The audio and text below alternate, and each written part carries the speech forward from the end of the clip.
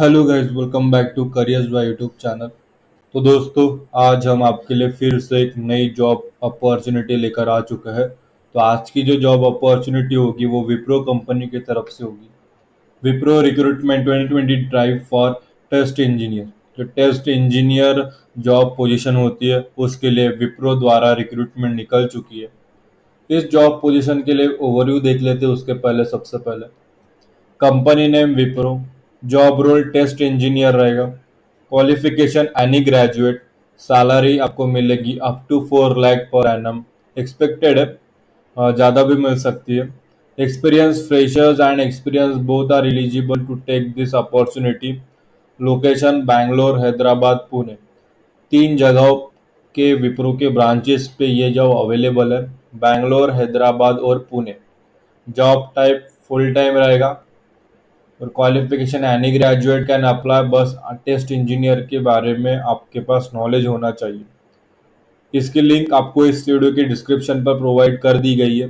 जैसे आप उस पर क्लिक करोगे आपके सामने ये पेज ओपन हो जाएगा।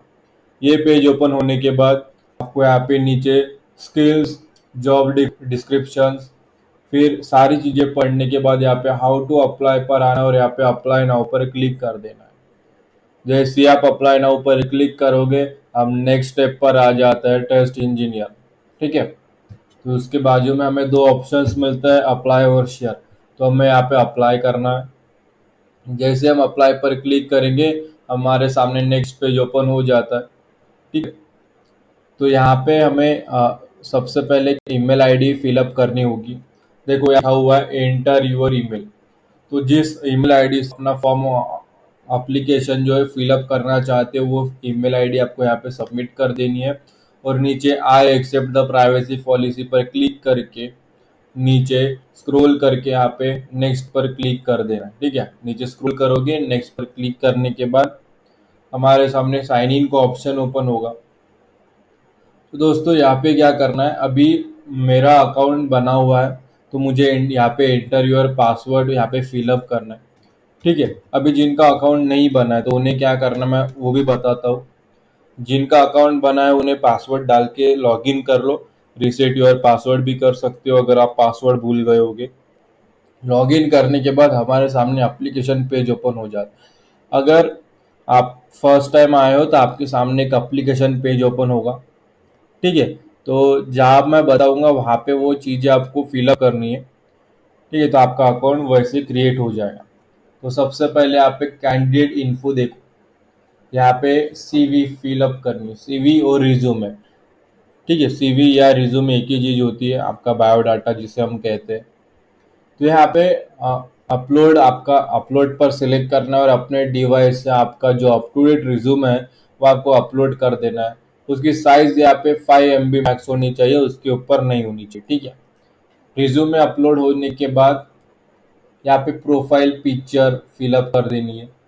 ठीक है, वो आपकी जो प्रोफाइल पिक्चर है वो फिलअप कर देनी है। नीचे लॉगिन आईडी पे आपको लॉगिन आईडी लिखनी है। अभी लॉगिन आईडी में क्या लिखोगे, आपका नेम और सरनेम विदाउट स्पेस दे के लिख लीजिए। अगर वो लॉगिन आईडी अगर मैच नहीं हो रहा, मतलब कोई लेके रख देता है, ठीक है, लॉगिन आईडी तो एक ही रह सकती है, तो वो लॉगिन आईडी आप उसमें कुछ नंबर वगैरह ऐड्स करके लिख सकते हो, लॉगिन आईडी बना देनी है। फिर उसके बाद में पासवर्ड और उसके बाद में पासवर्ड री एंटर। ठीक है, पासवर्ड और उसके बाद में पासवर्ड री एंटर, एक पासवर्ड सेट करके आपको फिर से वही पासवर्ड री एंटर पर लिखना है। उसके नीचे एंटर योर इंफॉर्मेशन, मतलब जो पर्सनल इंफॉर्मेशन के बारे में अभी हमें इस ब्लॉक में लिखना है। सबसे पहले सैचुरेशन पर क्लिक करके आपका जो प्रीफिक्स है, मतलब नाम के पहले जो लगता है, मिस्टर, मिस, मिसेस जो भी हो वो सेलेक्ट कर लीजिए। फिर उसके नीचे फर्स्ट नेम पूछा जाता है, फर्स्ट नेम में लिखना है। मिडल नेम यहाँ पे कंपलसरी नहीं है, तो जो कंपलसरी चीज़ें ही है वही मैं बताता हूँ और रेफर करता हूँ कि आपको वो चीज़ें फिलअप करनी चाहिए। ठीक है, तो मिडल नेम यहाँ पे कंपलसरी नहीं है। उसके बाद जो मैं लास्ट नेम यानी मतलब आपका सर नेम, फर्स्ट नेम और लास्ट नेम फिलअप होने के बाद नीचे ईमेल आईडी आपको यहाँ पे फिलअप कर देनी है, जिससे अकाउंट क्रिएट किया हो या लॉग इन किया हो वो ईमेल आईडी आपको यहाँ पे फिलअप करनी है, दूसरी नहीं करनी। ठीक है, फिर फोन सेक्शन में आने के बाद टाइप पर सिलेक्ट करना है और मोबाइल पर सिलेक्ट कर दीजिए।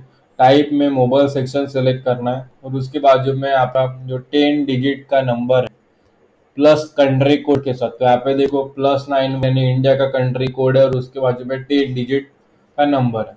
इंडिया का नंबर है तो India country code code plus 10 digit number आपको यहाँ पे फिलअप कर देना है। अभी नीचे एड्रेस सेक्शन में आते हैं तो आपको यहाँ पे टाइप सिलेक्ट कर देना है होम, फिर उसके बाजू में एड्रेस। तो यहाँ पे आपको जो 10 डिजिट का सॉरी एड्रेस रहता है ना आपका, वो नंबर का ही रह गया, ठीक है। तो एड्रेस जो आपका एड्रेस है, ठीक है, होम का एड्रेस है वो फिलअप कर देना है। उसके नीचे सिटी, फिर उसके बाजू में कंट्री, फिर उसके बाजू में स्टेट, फिर उसके नीचे जिप कोड, पोस्टल कोड या पिन कोड जो भी है आपके एरिया का वो फिलअप कर देना है। फिर नीचे आने के बाद यहाँ पे सवाल पूछे जाएंगे तो उसके जवाब हमें देने हैं। तो सबसे पहला सवाल है, are you open to relocating to job location. तो इसका उत्तर हमें यस ही सेलेक्ट करना है, ठीक है। मतलब यहाँ पे देखो ये जॉब किसके लिए, बैंगलोर, हैदराबाद या पुणे। अगर आपको दूसरी ब्रांच में जॉब दे दी गई है जैसे मुंबई हो गया, नोएडा हो गया, तो आप लेना चाहोगे, चेन्नई हो गया तो लेना चाहोगे, बिल्कुल ले नहीं ला। ये सिर्फ पूछते हैं, ऐसे देते नहीं है, लेकिन यहाँ पे यस सिलेक्ट करके रख देना, ठीक है। फिर नीचे, have you ever been employed with Wipro और इट्स सब्सिडरीज। मतलब विप्रो या विप्रो से जुड़ी हुई जो कंपनियां है उसमें उस आपने इसके पहले काम किया है तो यस करना, अदरवाइज नो करना, ठीक है। अगर यस किया है तो आपको यहाँ पे क्या करना है, जो कंपनी की तरफ से एम्प्लॉय आईडी प्रोवाइड की जाती है वो एम्प्लॉय आईडी नंबर यहाँ पे फिलअप कर देना, ठीक है। अगर नहीं है, आपने इसके पहले काम नहीं किया है, तो आपको यहाँ पे देखो मैं फिर से एक बार लिख के बता देता हूँ। कैपिटल, देखो यहाँ पे कैपिटल एन स्लैश और यहाँ पे कैपिटल ए, मतलब नॉट अप्लीकेबल इसका फुल फॉर्म होता है, वही लिखना और यहाँ पे वही लिखा देता है। If no, enter N slash.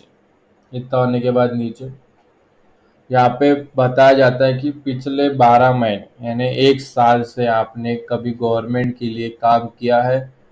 Government agency हो, गवर्नमेंट के रिलेटेड में अगर आपने काम किया है तो यस करना, अदरवाइज नो करना।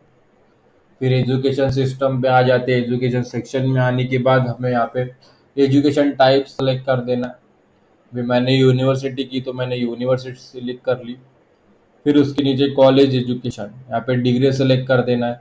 अभी जैसे आप यहाँ पे क्लिक करोगे टाइप ऑफ सर्च आ जाता है, टाइप टू सर्च। यहाँ पे देखो अभी जो भी डिग्री ली है वो आपने यहाँ पे लिख देना है। अभी मैंने यहाँ पे लिख दिया, तो यहाँ पे आ जाता है वो ऑप्शन सेलेक्ट कर देना है। उसके बाद जो मैं यहाँ पे कॉलेज यूनिवर्सिटी आप लिख सकते हैं, अदरवाइज यहाँ पे कॉलेज यूनिवर्सिटी लिख देना है। फिर नीचे ब्रांच ऑफ स्टडी पूछा जाता है, तो ये यानी जो स्ट्रीम लिए उसमें आपने क्या किया। अभी मैंने इंजीनियरिंग में कंप्यूटर साइंस किया तो मैं वो लिखूंगा, यहाँ पे मैं यहाँ पे फिलअप कर दूंगा। फिर नीचे ऑप्शंस आ जाते हैं, ठीक है। फिर ऑप्शन में से सेलेक्ट करना है आपको। फिर उसके नीचे आपको यहाँ पे ग्रेजुएशन डेट लिखनी है, ईयर ऑफ पासिंग, मतलब जिस दिन आपने ग्रेजुएशन कंप्लीट किया वो लिख देना है। फिर उसके बाजू में कंट्री, फिर उसके नीचे स्टेट और सिटी और स्टेट, मतलब जो कॉलेज है, यूनिवर्सिटी है, जिस शहर से, जिस स्टेट से, जिस कंट्री से आपने पढ़ा वही लिखना है, ठीक है। आपके घर का नहीं, एड्रेस हमने ऊपर दे दिया। फिर उसके नीचे नेशनलिटी सिलेक्ट कर लीजिए। फिर उसके बाजू में, are you legally authorize to work in the country. तो बैंगलोर, हैदराबाद और पुणे इंडिया कंट्री में आती है, इंडिया देश में आता है। तो आपको इंडिया में काम करने के लिए आप लीगली ऑथराइज्ड हो या नहीं हो। अगर आप इंडियन सिटीजन है तो बिल्कुल आप लीगली ऑथराइज्ड हो, तो यहाँ पे यस कर दीजिए। फिर नीचे, विल यू नाउ और in future require the company sponsorship for employment visa like H1B, TN, EAD, other work visa. जैसे अमेरिका में अगर नॉन अमेरिकन काम करता है तो उसे एक वीज़ा की ज़रूरत पड़ती है, H1B वीज़ा जिसे हम कहते हैं। अगर नॉन अमेरिकन ही अमेरिका में काम करता है तो उसे वीज़ा की ज़रूरत है क्या, नहीं है। तो वैसे ही इंडिया में अगर काम करना है और आप इंडियन हो तो आपको वीज़ा की ज़रूरत है क्या, नहीं है। तो यहाँ पे आप नो सेलेक्ट कर लीजिए अगर आप इंडियन हो तो। अगर दूसरे कंट्री से हो तो आप थोड़ा जांच वगैरह कर लीजिए कौन से वीज़ा की ज़रूरत है, बाद में उसका उत्तर दे देना। वर्क एक्सपीरियंस पूछा जाता है, तो यहाँ पे मैं बता देता हूँ वर्क एक्सपीरियंस में क्या लिखना है। अभी जिनके पास एक्सपीरियंस है सबसे पहले वो सुन लो। एम्प्लॉयर में आपके कंपनी का नाम, सिटी में जो कंपनी जिस सिटी में है वो सिटी, कंट्री वो स्टेट, और स्टार्ट टू एंड डेट, ठीक है, यानी कब से कब तक किया है वो लिखना है। अभी जो फ्रेशर्स है जिनके पास एक्सपीरियंस है ही नहीं, तो उन्हें क्या करना है यहाँ पे इंजीनियर में, सॉरी, एम्प्लॉयर में क्या करना है, नॉट अप्लीकेबल लिखना है, मतलब एन ए लिखना है। जैसे मैंने लिखा है वहाँ पे कैपिटल एन कैपिटल ए, मतलब नॉट अप्लीकेबल, ठीक है। सिटी में आपकी जो रेसिडेंस सिटी है वो, कंट्री में कंट्री, स्टेट में स्टेट, और स्टार्ट टू एंड डेट में क्या लिखोगे, जिस दिन आप फॉर्म अप्लाई कर रहे हो, स्टार्ट डेट में भी वही लिखना है और एंड डेट में भी वही लिखना है। समझ में आ गया? इतना होने के बाद नीचे स्क्रॉल करेंगे।